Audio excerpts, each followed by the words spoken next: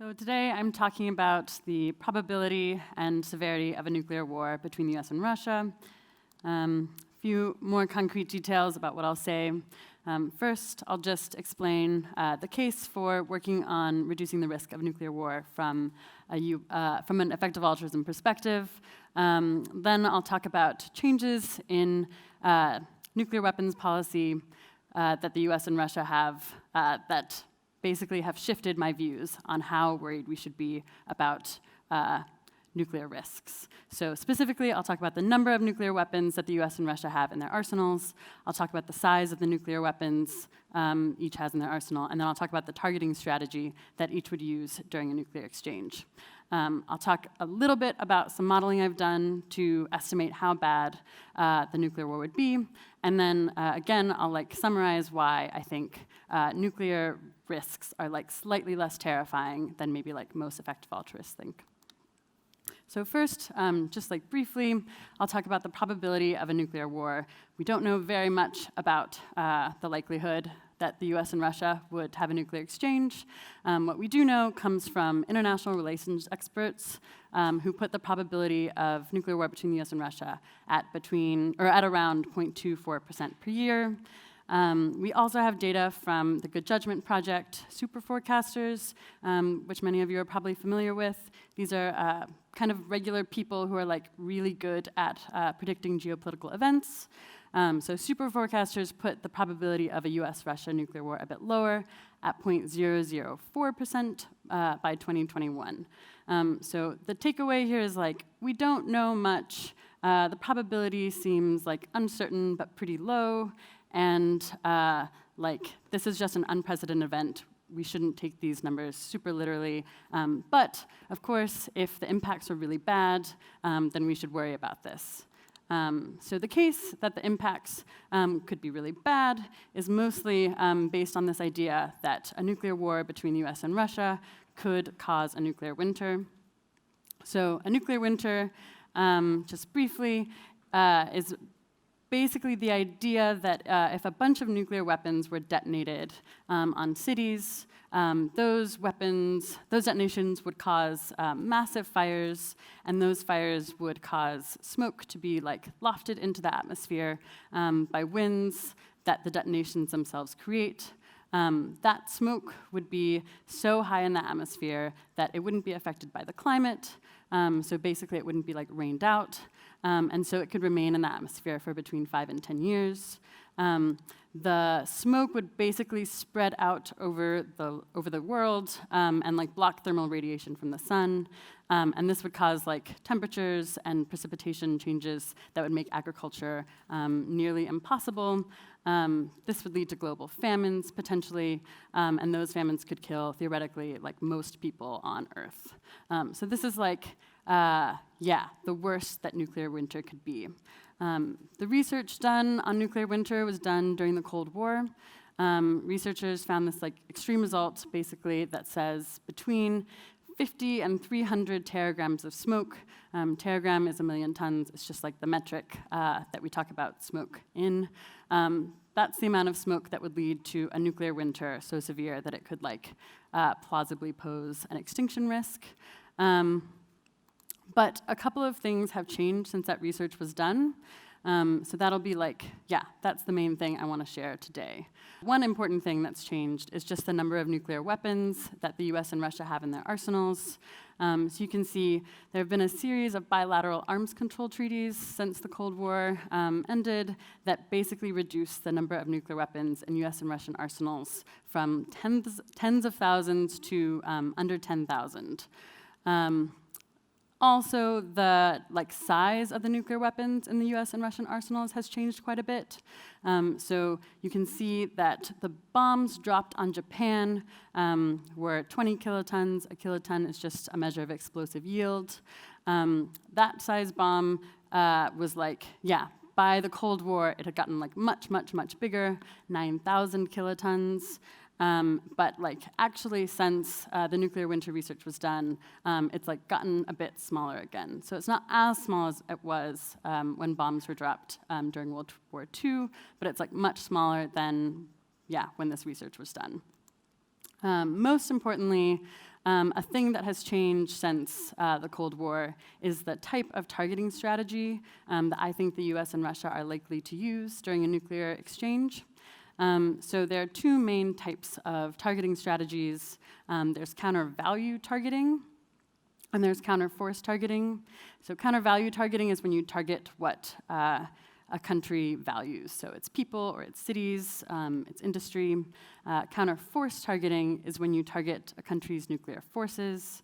Mostly this is like missile silos, but it would also be some like military sites, maybe submarines if we could find them. And like the type of targeting strategy that the US and Russia would use is just really important to how bad we think a nuclear winter might be. So the big reason for this is the like targets associated with each targeting strategy have a really different amount of smoke that like could result from the fires that would be caused by detonations in each type of target.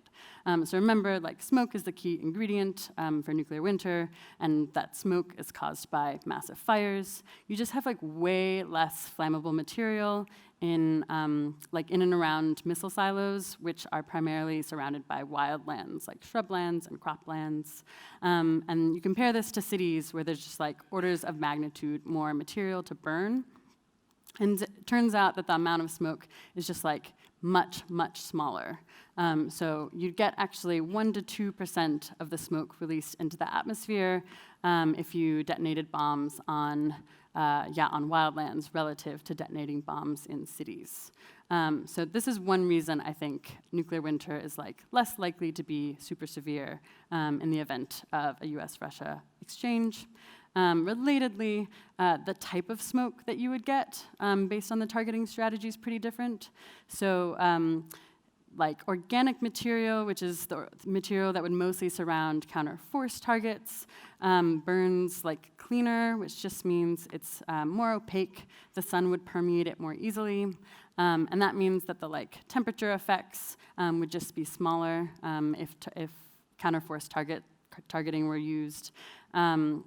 By contrast, like detonating bombs in cities causes fires to burn inorganic materials. That inorganic material is super impermeable, and so like you get exacerbated effects from the smoke being in the atmosphere. So the reason I think this question like matters now more than it would have when this original research was being done is that counter-force targeting has just gotten much more feasible, more strategically useful. The like type of technology that you need to implement counter-force targeting is much more expensive to produce and much more like technologically complicated.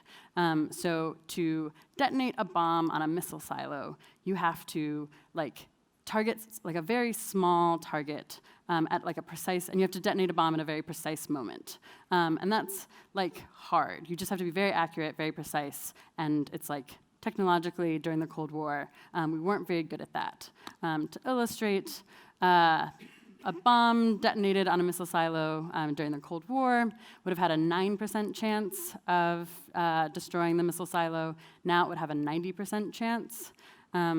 This just like means that counter-force targeting is a much more promising strategy for either the US or Russia to use.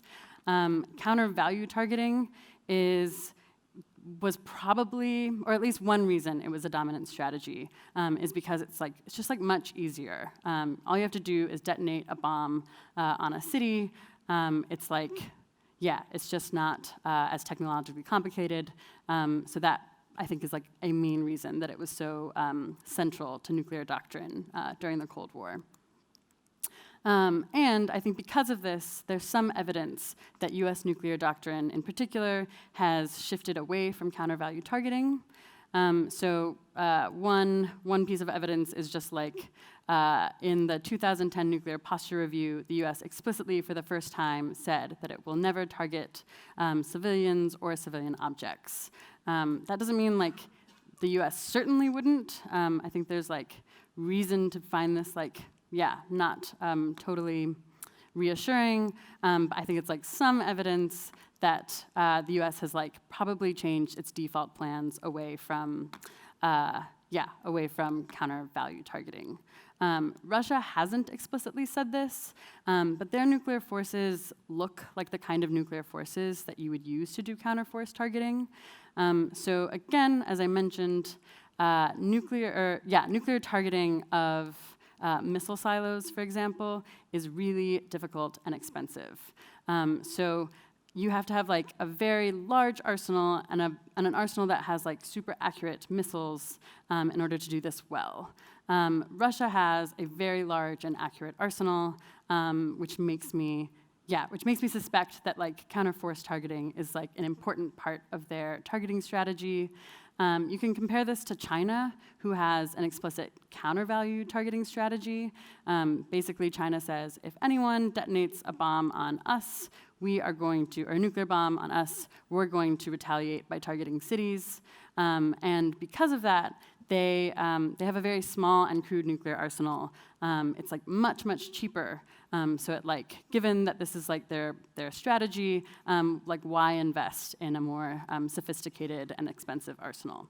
So again, I take this as like some evidence that Russia thinks of counter-force targeting as like important to their targeting strategy. There are also just like good reasons that the US and Russia would prefer counter-force targeting over counter-value targeting. So a big reason is just the fact that targeting your adversaries' cities would all but guarantee that they would target yours. So you're risking the destruction of your society, millions and millions of lives, all when there's like a very reasonable alternative targeting strategy.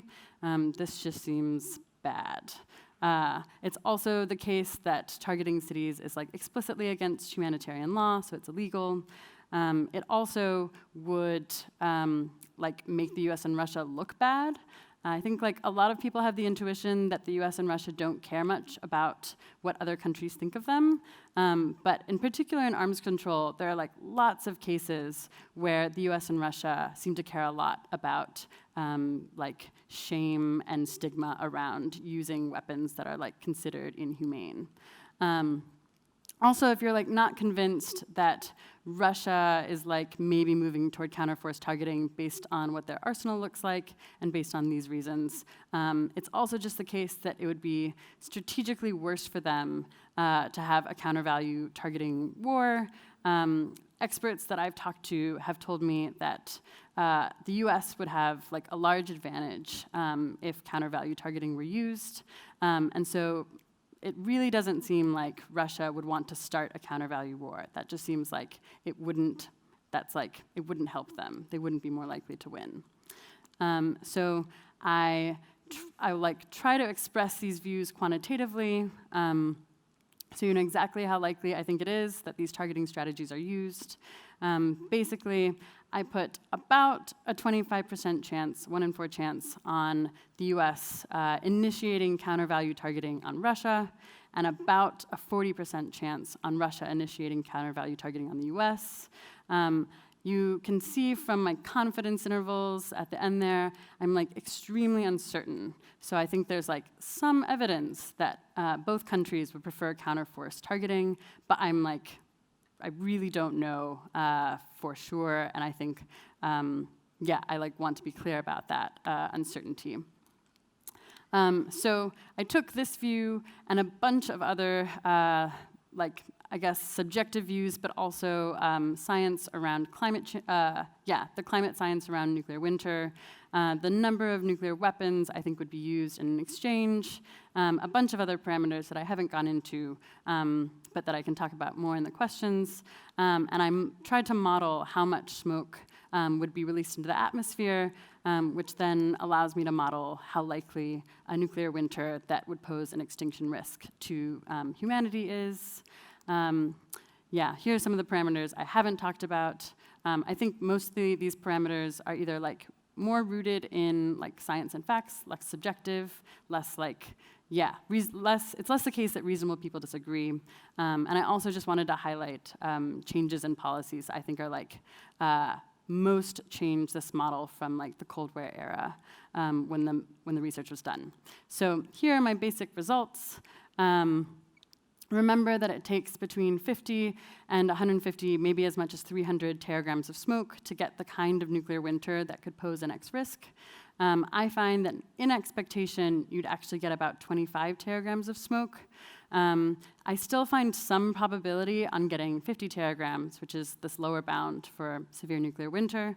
I think it's around, or like my model suggests that there's like just under a 10% chance that a U.S. Russia nuclear war would cause, an extinction threat level nuclear winter.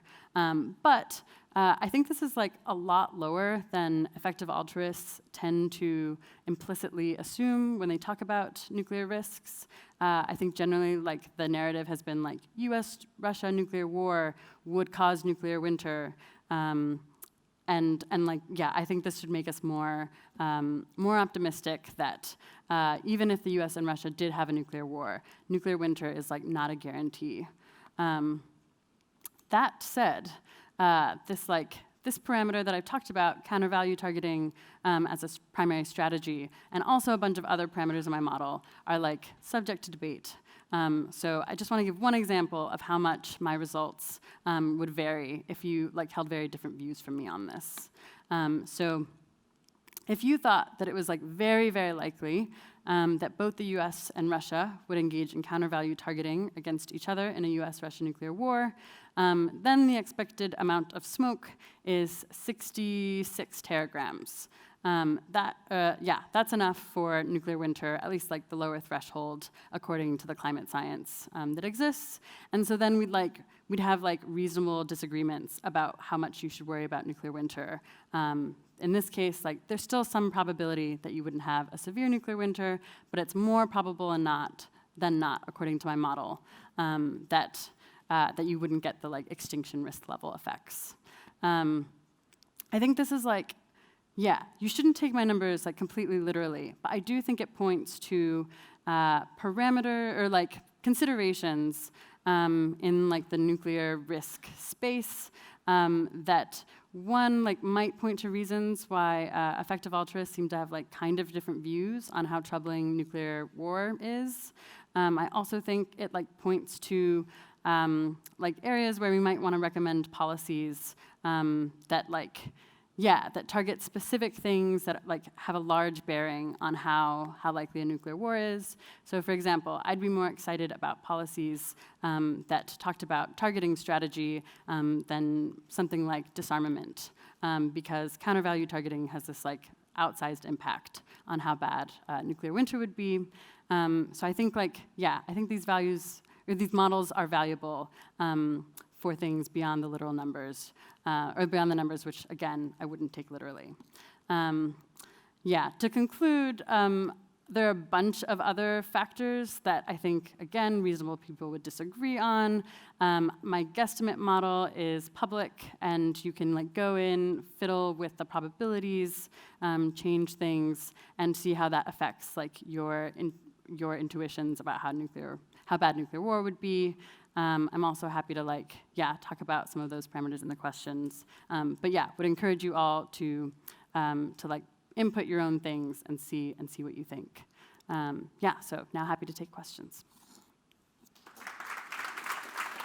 Let's see where to start. Just to kind of ground this a little bit.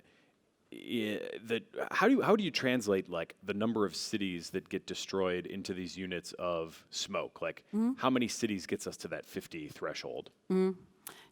So there's research that's been done mostly based on like nuclear weapons testing that was done in the 50s, but also based on the bombs dropped in Japan that kind of predicts based on the size of a city and based on, based on like what we learned from those nuclear weapons tests, how much smoke is produced and like how high that goes in the atmosphere. A lot of the numbers that I get are reliant on like extrapolating from research that was done that's like not perfectly Yeah, so the fact that some of the research comes from these Japan bombs means that we're extrapolating from like a certain type of city size, and also from like certain bomb sizes, which means that like the research on this is really like really fishy. But basically what's been done is like, given how much smoke we saw there, how much might we see from a city like New York? The factors that go into that are like population size, population density, how big the bomb is relative to the Japan bombs, things like that. Does that make sense? Yeah. So, but I'm kind of trying to imagine this, like, if you were to tell me that 200 cities, the top 200 American cities get destroyed, and that's what it takes to get to a nuclear winter. I almost don't care at that point, right? Like the whole world is kind of destroyed. If you told me it was 3, then it's like, wow, geez, that's like the predominant worry. So I'm wondering, how deep down the list of city targets you have to go before you hit that level. Yeah, okay. So one thing that's like hard about that question is that it like really depends on the size of the nuclear bomb that you drop. But if you assume that you use like the median-sized bomb in the U.S. and Russian arsenal, you would get nuclear winter.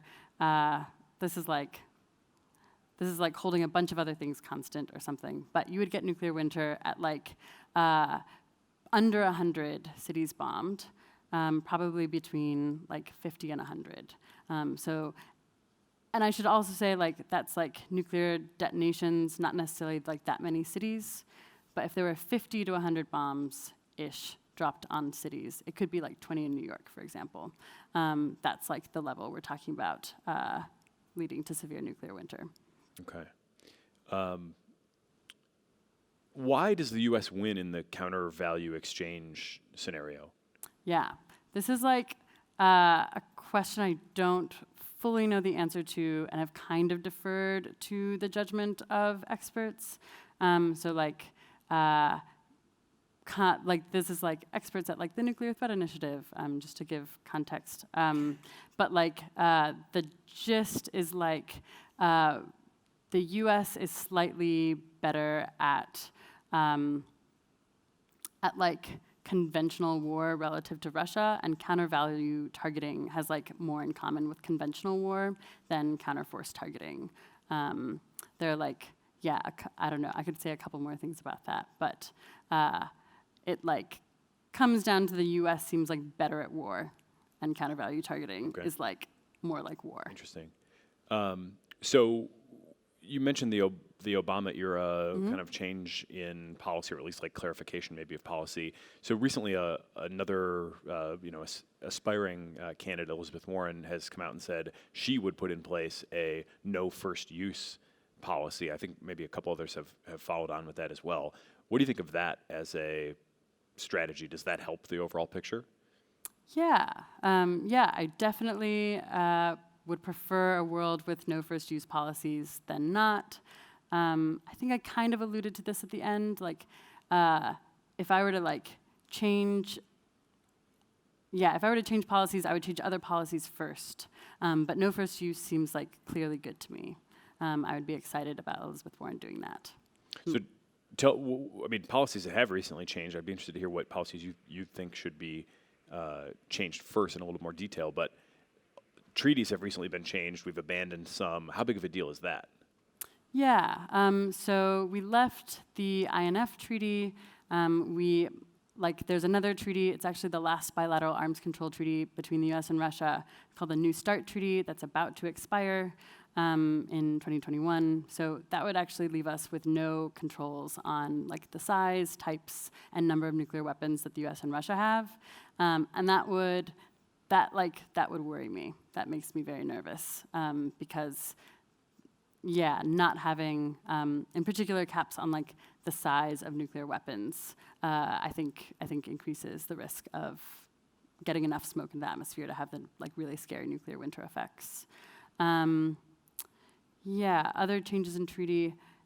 I guess I'm like worried about this in particular because.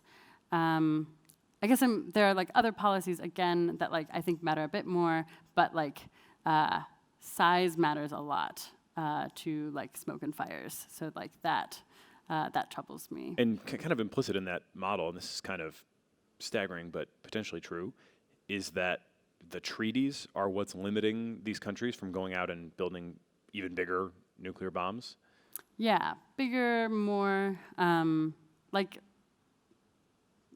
yes. Who wants to? It seems almost like I feel like we could have said this on 10 issues throughout this weekend, but it seems like we sort of should have learned our lesson a little bit about this already. Like, are there really people at the top, you think of these governments that are saying, well, when that thing expires, this is our chance to build the biggest, baddest bombs we've ever built? Yeah, I'm not sure it would happen like that quickly or immediately. I'm not sure that's the goal of letting the treaty expire. My understanding is that the reason the Trump administration would consider letting the New START treaty expire in particular is because it wants China to be involved in new nuclear weapons treaties. So I'm not necessarily worried that they want the treaties to expire to immediately build more and bigger nuclear bombs. I just think it takes away the constraints in a way that is scary, given that arms race dynamics exist, and this is a nice, clear cap on those. Yeah. So you mentioned China. A question that came in from the app was, can your model be used to analyze other states, or is it just the U.S. and Russia that kind of fit into it, or could you kind of plug China into that as well? Yeah. So there are a couple of things that have to change when you think about China, and I'm actually most of the way done with the China model. Some things that change are China's cities are much bigger than American and Russian cities. You would basically, from the same size bomb dropped on a U.S. city, get twice as much smoke if the same bomb were dropped on a Chinese city. So you have to change some of the inputs to the model a bit. You couldn't go in right now and estimate smoke produced by a China war.